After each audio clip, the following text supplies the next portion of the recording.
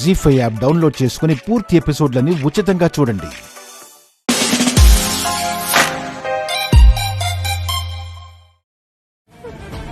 అమ్మమ్మ, నేనేం నేరం చేయలేదమ్మమ్మ. ఇందులో ఎవరో కావాలని నన్ను నిరికిస్తున్నారు. అలాగా? అయితే ఓ ప్రశ్నకి సమాధానం చెప్పు. పెళ్లికి ముందే నీకింకొకరితో ప్రేమ వ్యవహారం ఉందా లేదా?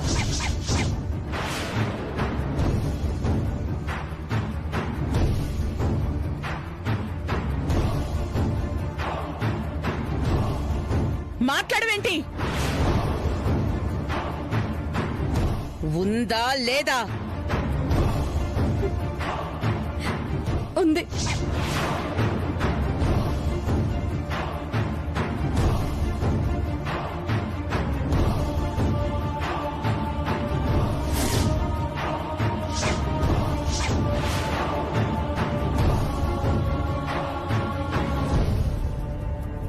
కానీ అమ్మమ్మ, ఆ విషయం ఆయనకు కూడా తెలుసు. తెలుసా? తెలిసి కూడా వాడు నిన్ను నమ్మాడు చూడు, అది వాడి అమాయకత్వం. అది ఆసరాగా తీసుకుని నువ్వు విచ్చలవిడిగా తిరగడం నీ తెలివిగలతనం. ఛీ అని చెప్తే నమ్మడానికి వెర్రిబాగులదాన్ని కాదు నేను.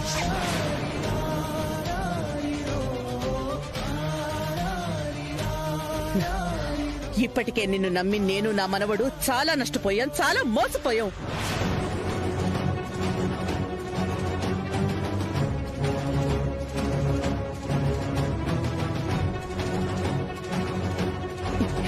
ఏయ్, నీలాంటిది మా ఇంట్లో ఉండే అర్హత లేదు.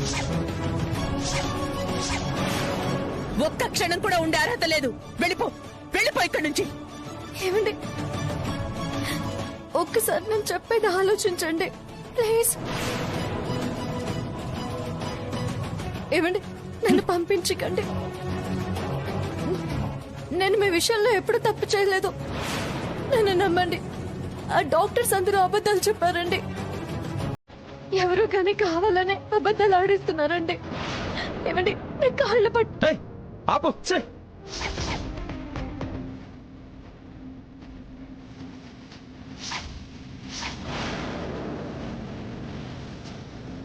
ఇంకా నటిస్తున్నావా? భర్తని సంసారానికి పనికి రాడని తప్పుడు ప్రచారం చేసి, ఇది నేనేమీ ముందుగా నమ్మలేదు, కానీ చెప్పినవన్నీ జరిగాయి. అందుకే నువ్వు నాతో ఉండవన్న విషయాన్ని కూడా నమ్మాల్సి వచ్చింది. ఏమండి, ఏం మాట్లాడుతున్నారండి మీరు? ఎవరు చెప్పారు మీకు ఇలా? అవన్నీ అబద్ధాలండి. నేను మీతో తప్ప ఇంకెవరితోనూ ఉండాలనుకోలేదు. మీరే నాకన్నీ. నన్ను నమ్మండి ప్లీజ్. ఇలా చెప్పే కదా ఇన్నాళ్ళు నన్ను నీ మాయలో పడేసి ఉంచావు. మీరు నన్ను అనుమానిస్తున్నారు కదా. నేను మీ రాధికనండి. అయితే ప్రూవ్ చెయ్యి. చెప్పండి.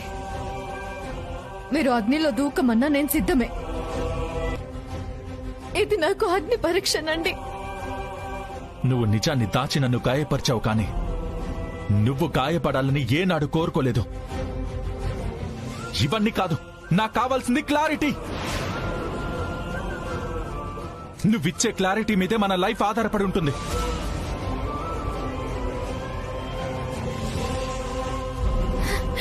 ఏమండి, వద్దండి.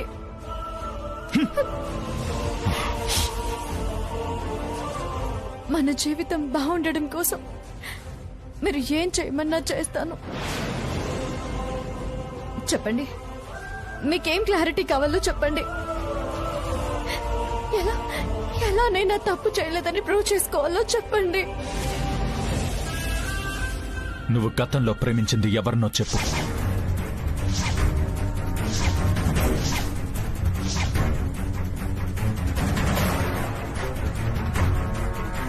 చెప్పు. నువ్వు చెప్పేదాన్ని బట్టే నేనతన్ని కలిసి మీ ఇద్దరి మధ్య ఏ రిలేషన్ లేదని నిర్ధారించుకుంటాను.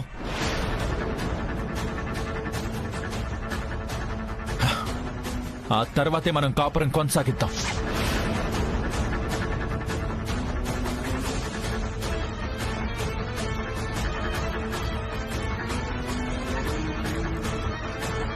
ఇప్పుడు అమరని చెప్తే ప్రియకి తెలిసే ప్రమాదం ఉంది. నా జీవితం కోసం ప్రియ జీవితాన్ని ముళ్ళ బాటలో పడేయలేను.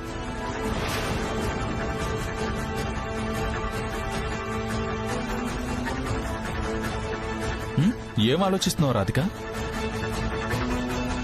నేను నీకు ముఖ్యమని ప్రూవ్ చేసుకోవాలంటే అతను ఎవరో నాకు తెలియాల్సిందే.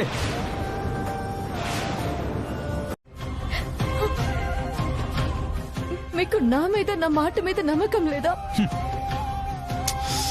పాపా, ఈ మాట ఎలా అడుగుతున్నావు రాధిక నువ్వు? నువ్వు నా దగ్గర దాచిన విషయాలన్నీ ఎవరో చెప్తే గానీ నాకు తెలియలేదు. అయినా నిన్ను నమ్మమంటున్నావు. ఎవరో చెప్పారు కాబట్టి మీకు అనుమానం అనేది స్టార్ట్ అయిందండి. అంతేకాని నువ్వు చెప్పు, వేరే ఎవ్వరూ చెప్పకూడదు. నేను మాత్రం లైఫ్ లాంగ్ నీ మీద ఒక గుడ్డి నమ్మకంతో నా భార్య దేవత అన్న భ్రమలో బతికేయాలి. నువ్వు నన్ను, నా అమాయకత్వాన్ని అడ్వాంటేజ్ గా తీసుకుని నీ ఇష్టానికి నువ్వు నాతో ఆడుకుంటున్నావు, నన్ను పాడుకుంటున్నావు. అంతేగా? ఎవరండి మీలో ఇంత అనుమానం నింపింది? ఏ చెప్తే వాళ్ళని కూడా ఈ ఇంట్లో నుంచి, ఈ లోకంలో నుంచి పంపించేస్తావా?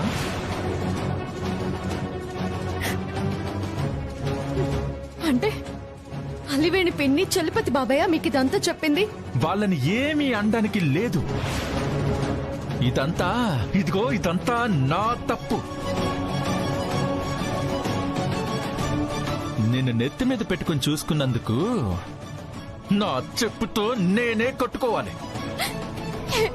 ఏమండి, ప్లీజ్ అండి అలా మాట్లాడకండి.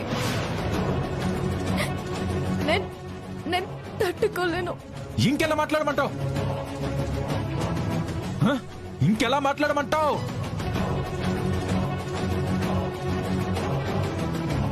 నువ్వేం చేసినా చూస్తూ నా భార్య ఏం చేసినా గొప్పగా చేస్తుంది, మోసం చేసినా అంతే గొప్పగా చేస్తుందని ఆనందపడాలా? అయినా నా పిచ్చిగాని నువ్వేంటో తెలిసి కూడా నీతో డిస్కషన్ పెట్టాను చూసావా? అది నా పిచ్చి.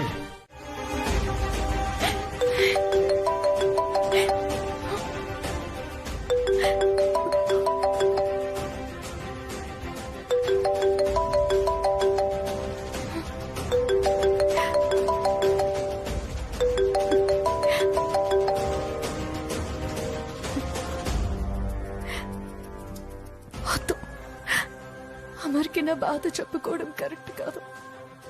నా వల్ల రియల్ లైఫ్ లో డిస్టర్బెన్సెస్ రాకూడదు.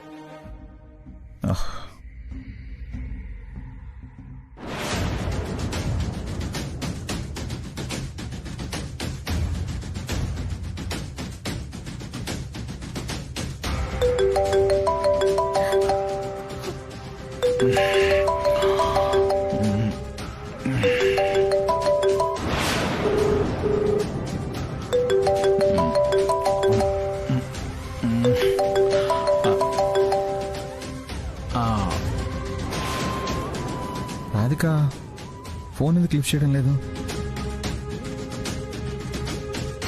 సరే, నాకు లేట్ అవుతుంది.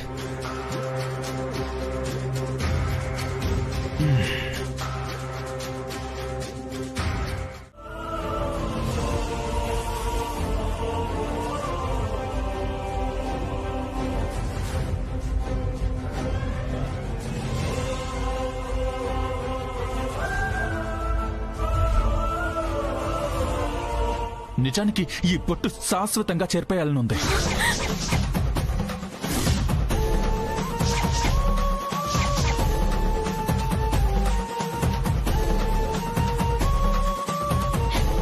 ఏమండి? వద్దు వద్దు, ఇంకా నటించొద్దు. నానమ్మ మనిద్దరం ఒకటైపోయామని చాలా సంతోషంగా ఉంది. కానీ మనం ఈ రోజు నుంచి ఎలా ఉండబోతున్నామో తెలిస్తే తట్టుకోలేదు. తన గుండె ఆగిపోతుంది. కేవలం తన సంతోషం కోసం మాత్రమే మనం భార్యాభర్తలుగా ఉంటాం. బయట ప్రపంచం ముందు మనం అన్యోన్య దంపతులం.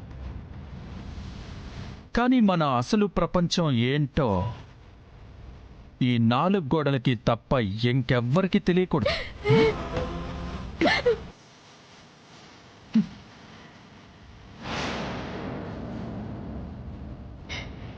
ఎంత పెద్ద శిక్ష వేసే బదులు నన్ను చావమన్నా బాగుండేది.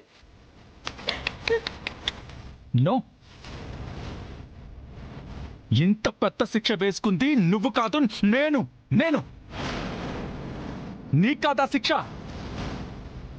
ఇకపై చస్తూ బ్రతికేది నువ్వు కాదు, నేను. ఇన్నాళ్ళు నీతో బ్రతకడం కోసం చస్తూ వచ్చాను. ఇక నేను చావు కోసం ఎదురు చూస్తూ బతుకుతాను.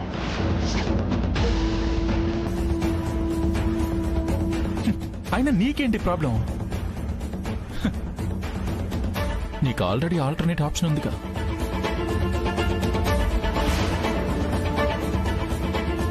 వెళ్ళు. ఇదిగో, మన మధ్య ఏమీ జరగనట్టు, రాత్రి ఈ గదిలో ఏదో జరిగినట్టు నానమ్మ నమ్మించుపో. నటించడం, నమ్మించడం నీ కొత్త ఏం కాదుగా, అలవాటైన పనేగా. వెళ్ళు వెళ్ళు. ఒకసారి నేను చెప్పేది వినండి. విన్నాను, వింటూనే వచ్చాను.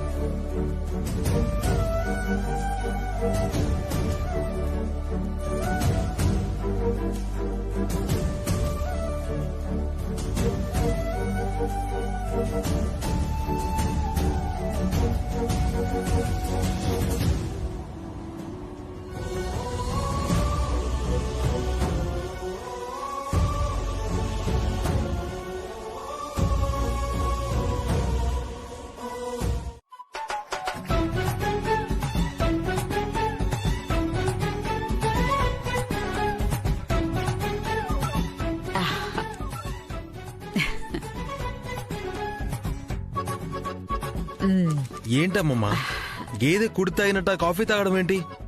ఏమిట్రా గేదంటావు? మరి లేకపోతే ఇక నువ్వు కాఫీ తాగే సౌండ్ పక్కింటి వాళ్ళకు కూడా వినిపించేలా ఉంది. ఈ దెబ్బకి వాళ్ళకి కాఫీ మీద విరక్తి పుట్టి ఈ రోజు నుంచి కాఫీ తాగడం కూడా మానేస్తారు. మానేస్తారులే. నాకు మాత్రం ఇదిగో జుర్రుకుని తాగితేనే కాఫీ తాగినట్టుగా ఉంటుంది. సర్లే గాని ఇంతకీ నువ్వెప్పుడు ఊడిపడ్డావు? రాత్రి వచ్చానురా. రాత్రి ఎప్పుడు వచ్చావే? కనీసం నాకు కనిపించలేదు. ఏమిట్రా, నీ ఇంటికి వచ్చినప్పుడు నీకు కనిపించి పర్మిషన్ తీసుకుని నువ్వు రమ్మంటే లోపలికి రావాలా ఏంటి? నేను ఒకటంటే ఇంకొకటి అర్థం చేసుకుంటావంటే పిచ్చమ్మమ్మ.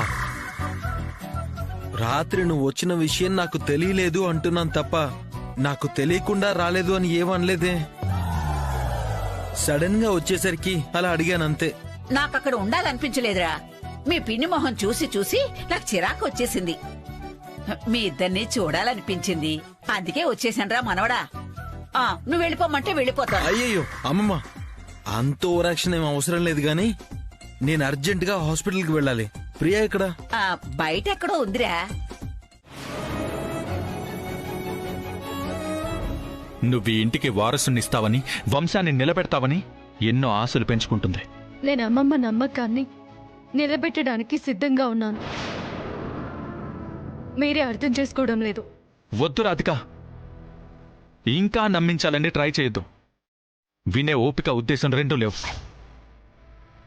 ఎందుకండి ఒక్క రోజులో ఇంత ఇంత మారిపోయారు? ఎందుకు నన్ను నమ్మడం లేదు? నమ్మేలా నువ్వు ప్రవర్తించడం లేదు. మీరు వినిపించుకోవడం లేదు కదా. నువ్వు నిజం చెప్పలేదు కదా. నేను చెప్పింది మీరు నమ్మడం లేదు కదా. నువ్వు నీ ప్రేమికుడు ఎవరో చెప్పడం లేదు కదా. అతని గురించి ఎందుకు తెలుసుకోవాలనుకుంటున్నారు?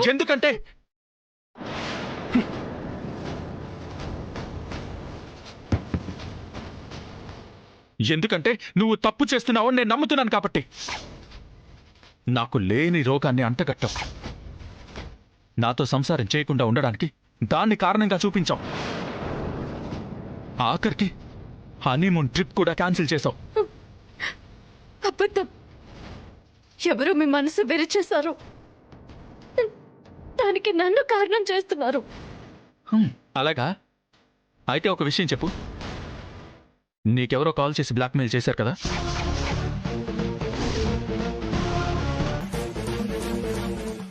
నిజమా కాదా? నిజం. ఆ విషయం ఎందుకు దాచావు? మీరు ఇబ్బంది పడకూడదని. కాదు కాదు, నీ ప్రియుడి గురించి నాకు తెలిసిపోతుందేమో అని దాచావు. అతనితో నువ్వు ఇంకా రిలేషన్ లో ఉన్నావు కాబట్టి దాచావు.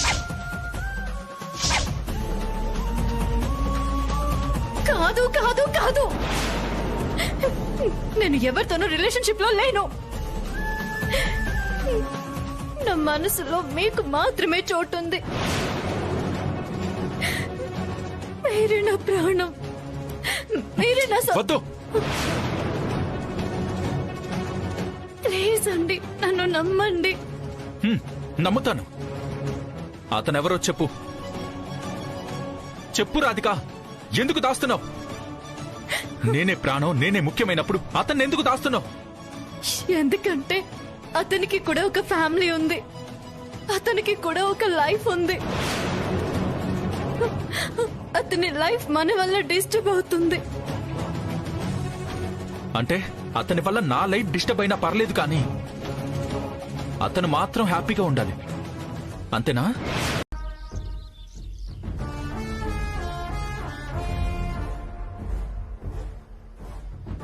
ఏంటి ఆలోచిస్తున్నావు? నెక్స్ట్ ప్లాన్ రెడీ చేస్తున్నావా? చెయ్యాలిగా మరి. వాళ్ళకి ఊపిరి ఆడనివ్వకుండా చెయ్యాలిగా. అంటే రాధికను లవ్ చేసింది అమరాన్ని కైలాష్కి చెప్పేస్తావా? ఐ మీన్ తెలిసేలా చేస్తావా? తెలవడమైతే చేయాలి, కానీ దానికి ఒక పద్ధతి ఉంది. ఏంటది? ఇప్పుడే తెలిస్తే అమర్ కైలాష్ ని ఈజీగా కన్విన్స్ చేసేస్తాడు. కైలాష్ నమ్మాడంటే రాధిక జుట్టు మన చేతి నుంచి జారిపోతుంది. జారిపోకుండా ఉండాలంటే తెలిసే టైంకి కైలాష్ అమ్మని పూర్తిగా ద్వేషించాలి. అలా ద్వేషించాలంటే అక్కడ ప్రియకి అమర్ లవర్ రాధిక అన్న విషయం తెలియాలి. తెలిస్తే అడగడం ఎందుకు, చూస్తావు కదా ఏం జరుగుతుందో. ప్రియా అమర్ని తప్పు పడుతుందా, రాధికనా? ఇద్దరిని అసహ్యించుకుంటుంది.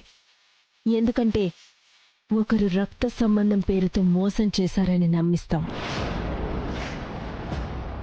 ఇంకొకరు తాళిబంధం ఉండి కూడా మోసం చేశారని నమ్మిస్తాం.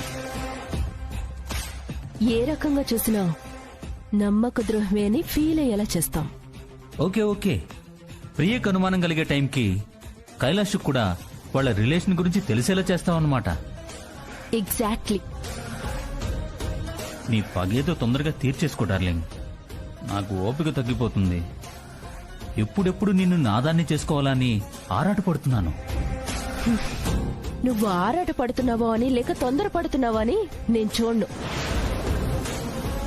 వాళ్ళకి కలిగే బాధని నేను చూసి వాళ్ళ ఆర్తనాదాలు విని వాళ్ళు ఎందుకిలా జరిగింది అని ఆలోచించిన రోజు నేను వాళ్ళకి ఎదురుగా వెళ్ళి వాళ్ళు నాకు ఏం చేశారో చెప్పి దానివల్ల నేనెంత నష్టపోయానో చెప్పి అప్పుడు వాళ్ళకి క్లైమాక్స్ రాస్తాను. ఇదెప్పటికవుతుంది డార్లింగ్? పెళ్ళయ్యాక కూడా నీ పగ తీర్చుకోవచ్చు కదా. కుదరదు. నాకు ఏ బాండు బిజినెస్ ఉండకూడదు. అప్పుడే నా మనసు వాళ్ళ పతనం మీద ఉంటుంది.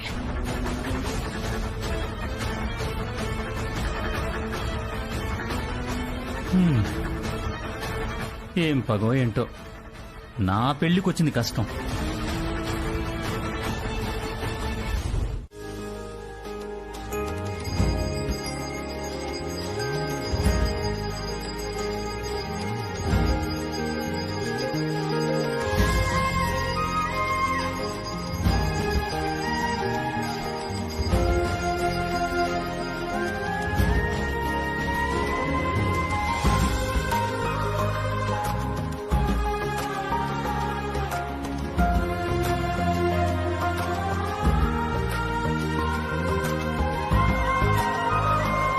రాధిక,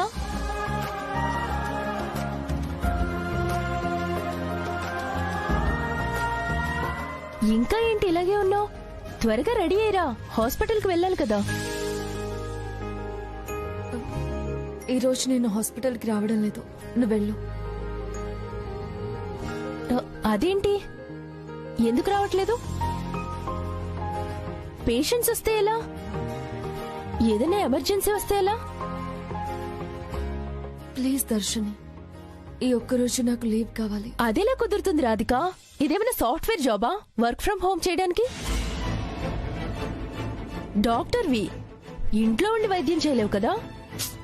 నీకెలా చెప్తే అర్థమవుతుంది దర్శని? దయచేసి అర్థం చేసుకో. ఎవ్వరూ ఏమీ చెప్పాల్సిన అవసరం లేదు. ఈ రోజు హాస్పిటల్కి రాదు రాధిక, అంతే. అది కాదు గ్రానీ. నీకొకసారి చెప్తే అర్థం కదా. మరి అంత అర్జెంట్ అయితే రాధిక, అదిగో అమరొచ్చాడుగా, అన్ని తనే చూసుకుంటాడులే.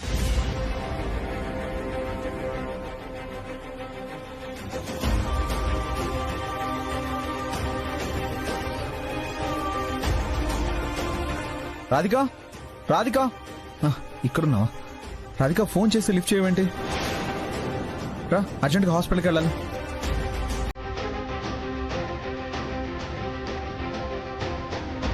అమర్,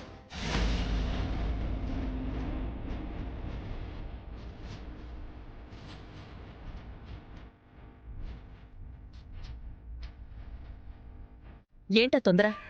రాధికి ఈరోజు లీవ్ పెడుతోంది. లీవా? ఎలా కుదురుతుంది? సర్జరీ ఉంది కదా. ఉంటే ఉండని, నువ్వు చెయ్యి. రాధిక లేకుండా నేను ఒక్కనే ఎలా చేస్తాను? తను ఉండాలి కదా.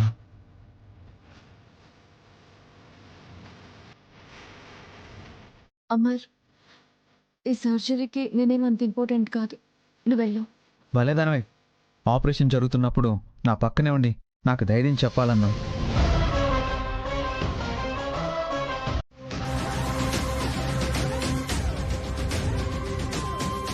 రాధిక, నాకు చాలా హ్యాపీగా ఉంది. ఒకరోజు కైలాష్ నా దగ్గరికి వచ్చాడు. రాధిక నాతో సరిగ్గా ఉండట్లేదని చెప్పి చాలా బాధపడ్డాడు. ఆ రోజు మన గతంలో ఉన్న సమస్యని నేను కైలాష్కి చెప్పలేకపోయాను. కానీ కైలాష్ బాధ మాత్రం నేను అర్థం చేసుకోగలిగాను.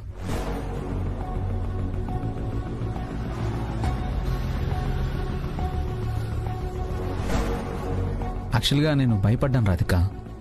మీరిద్దరూ సరిగా ఉండకపోవడానికి కారణం నేనేనేమో, నా వల్లే మీ మధ్య ఏదైనా ప్రాబ్లం వచ్చిందేమోనని చాలా టెన్షన్ పడ్డాను. కానీ అప్పుడు ఆ ప్రాబ్లంకి సొల్యూషన్ ఎలా వెతకాలో నాకు అర్థం కాలేదు. బట్ ఈరోజు నేను మీ ఇంటికి వచ్చినప్పుడు బామ్మ చాలా సంతోషంగా మీరు హనీమూన్కి వెళ్తున్నారని చెప్పినప్పుడు నాకు చాలా హ్యాపీగా అనిపించింది.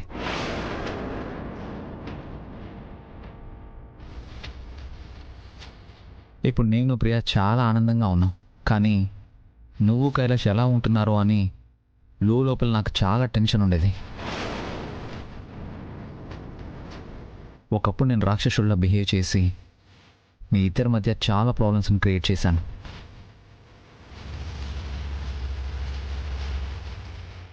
ఆ ప్రాబ్లమ్స్ మీ మధ్య దూరం పెంచాయేమో అన్న భయం ఈ రోజుతో నాకు పోయింది. నిజంగా చాలా ప్రశాంతంగా ఉంది రాధిక. మీరిద్దరూ ఎప్పటికీ ఇలాగే హ్యాపీగా కలిసి ఉండాలి. అమర్, ఒకసారి కారు ఆపుతావా? ఏమైంది రాధిక? ఆపు అమర్. అలాగే.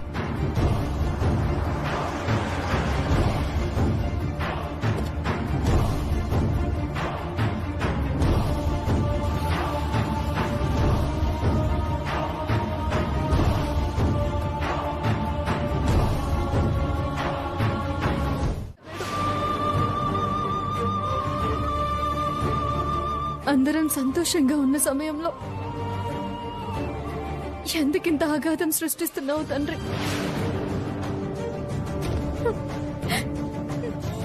ఆ నిజం అనేది బయటపడితే మా నలుగురి జీవితాలు చిన్న భిన్నం అయిపోతాయని నీకు తెలుసు కదా. రాయిలా నువ్విలా కావాలని మా కష్టాలని కళ్ళప్పగించుకొని చూస్తున్నావా స్వామి?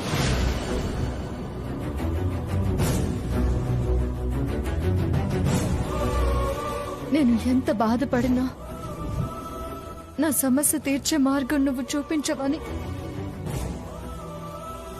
నాకు అర్థమవుతుంది. కానీ నా ఓపిక నశించిన రోజు,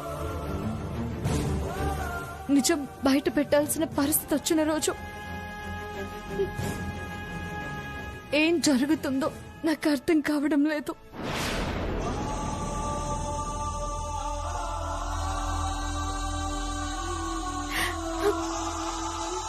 దేనికన్నా నా ప్రాణం పోవడమే నయం అనిపిస్తోంది.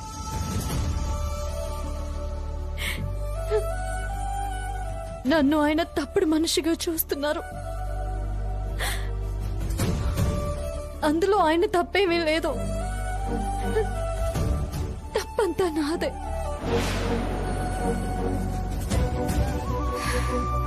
ఇలా ప్రతి క్షణం చస్తూ బ్రతకడం కన్నా ఒక్కసారిగా ప్రాణం వదలడమే నయం అనిపిస్తోంది. నన్ను ఆయన తప్పుడు మనిషిగా చూస్తున్నారు. అందులో ఆయన తప్పేమీ లేదు. తప్పంతా నాదే. ఎందుకంటే ఆయన మంచితనానికి, మానవత్వానికి మరొక రూపం. అలాంటి ఆయనని ఇలా ఆలోచించే స్థితికి నువ్వే నెట్టావు.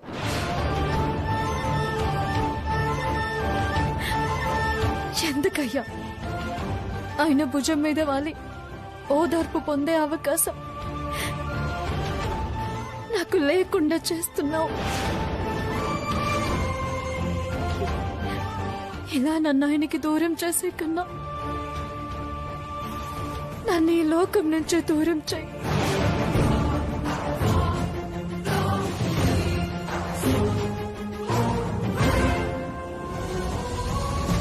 మేడం, అమర్ గారు మిమ్మల్ని పిలుస్తున్నారు. వస్తున్నాను, నువ్వు వెళ్ళావు. సరే మేడం. చూసానండి. ఆయనతో పాటు ఈరోజు ఎవరొచ్చారు? ఆయనతో పాటు రాధికా మేడం గారు వచ్చారు మేడం. అక్క ఎలాగో వస్తుందిలే కాని నేను అడిగేది ఈ రోజు ఆయన కారులో ఎవరైనా వచ్చారా అని. చాలా ఆపండి మేడం. మేము ఇక్కడికి వచ్చింది మా పనులు చేసుకోవడానికి, కానీ ఏ కారు వచ్చింది, అందులో ఎవరు వచ్చారో చూడడానికి కాదు. అయినా మమ్మల్ని అడుగుతారేంటి మేడం? డైరెక్ట్ గా అమర్ గారిని అడగచ్చు కదా. అడగొచ్చనుకో, కాకపోతే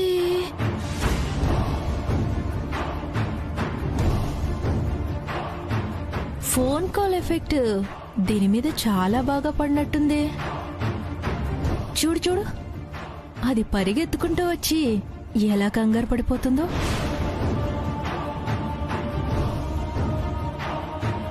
ఇప్పుడు దీనికి ఇస్తాను చూడు. శ్రీనాథ్,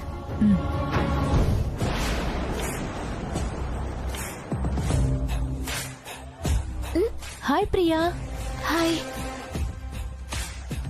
అబ్బా, ఇది వచ్చిందేంటి? అసలే ఇది మా ఆయన్ని ఎప్పుడు తండుకుపోదామా అన్నట్టు ఇప్పుడు ఆయన చుట్టే తిరుగుతూ ఉంటుంది. ఇప్పుడు ఈ విషయం తెలిస్తే ఇంకా ఓవర్ చేస్తుంది. దీని ముందు నా కంగాన్ని అస్సలు బయట పెట్టకూడదు. ఏమైంది ప్రియా? దేని గురించి ఆలోచిస్తున్నావు? అవును, నువ్వు అసలు హాస్పిటల్ కిందకు వచ్చావు? అదేంటి అలా అడుగుతున్నారు? ఏ, నేను రాకూడదా? ఇది మా ఆయన హాస్పిటల్ కాదా? నాకు ఇక్కడికి వచ్చే రైట్స్ లేవా? ఇప్పుడు అలా అని ఎవరన్నారు ప్రియ గారు? మీరెప్పుడు రారు కదా, సడన్ గా వచ్చారంటే అని చెప్పి అడుగుతున్నాం అంతే. ఏం లేదు, చిన్న పనుండి ఇటువైపు వచ్చాను. ఊరికే మా ఆయన ఒకసారి కలిసి వెళ్దామనిపించి ఇలా వచ్చాను. ఇదేంటి మేడం, ఇందాక నుంచి మా ఆయన ఎప్పుడు వచ్చారు, ఆయనతో పాటు ఎవరొచ్చారు, కార్లో ఎవరున్నారంటూ ప్రశ్నలు వేసింది. మీరు రాగానే మాట మార్చింది. నీకెందుకు? నేను అడిగినప్పుడు నువ్వు చెప్పలేదు కదా. అలాంటప్పుడు మేము మాట్లాడుకుంటుండగా మధ్యలో ఎందుకు వస్తావు? ఇంకా అయినా నీకు ఇక్కడ ఏం పని? వెళ్ళికి నుంచి.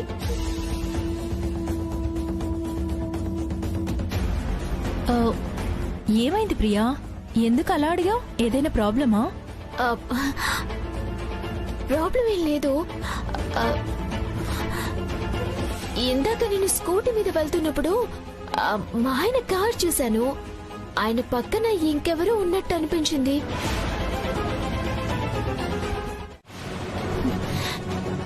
నీకే అన్నీ అర్థమవుతాయి ఏంటి?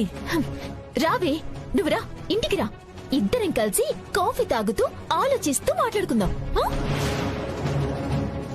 వస్తాను ప్రియా, ఇంకా చాలా టైం ఉంది కదా. కాఫీ ఏంటి, ఏకంగా లంచ్ డిన్నర్ లాంటివి కూడా కలిసే చేద్దాం. అసలు ఎవరివి నువ్వు? నన్ను మా ఆయన డిస్టర్బ్ చేస్తే నీకేంటి లాభం? లాభం కాదు, న్యాయం. అదే, నీకు న్యాయం జరగాలని నేను ఆరాటపడుతున్నాను. న్యాయం గురించి ఆలోచించే వాళ్ళు ఇలా చాటుగా మాట్లాడరు. తప్పదు ప్రియా, నేరుగా వచ్చి యుద్ధం చేస్తే వెన్నుపోటు పొడిచే కాలం ఇది. కాబట్టి మనం న్యాయం చెయ్యాలనుకున్నా చాటుగానే రావాలి. కబుర్లు చెప్పకు, నా టైం వేస్ట్ చేయకు. ఫోన్ పెట్టే.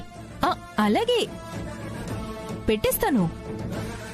కానీ హాస్పిటల్ మీద నీ ఒక కన్నేసించడం మాత్రం మర్చిపోకే. మీ ఆయన రహస్య ప్రేయసి అక్కడే ఉంది. ఫోన్ పెట్టు. నువ్వు కనుపడ్డాక నీకుంటుంది నా చేతిలో.